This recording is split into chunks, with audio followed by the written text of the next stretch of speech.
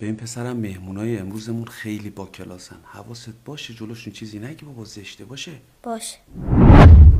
بفرمایید آجی. مرسی خاله جون، 1 کاسه خوردیم. 2 کاسه خوردیم ولی 1 کاسه دیگه هم بخوریم. ایوا مامان. اشکال نداره، بچه هست دیگه. آوا جون چه پالتوی قشنگی، از کجا خریدین؟ مرسی عزیزم، از پاریس برام فرستادن. دروغ میگه، از جامعه بازار بهرآباد خریدیم. اب نداره، بچه هست. ببخشید من تازه لبامو ژل زدم، نمیتونم خوب صحبت کنم. دروغ میگه، بابام با دمپایی زده تو دهنش. ایوا مامان. اب نداره، بچه هست دیگه.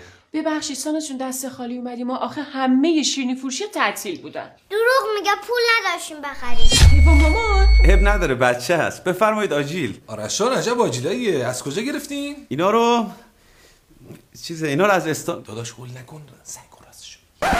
راست میگی، اصلا تا کی میخوام برام دیگه کلاس بذاریم؟ آقا اینا آجیل اقتصادی از برادران حسابی گرفتم به مناسبت شب یلدا. آجیل اقتصادی کیلوی 450,000 تومان. دروغ میگه، کیلوی 395 تومن خریدیم. تازه ارسالش به کل مشهد هم رایگان.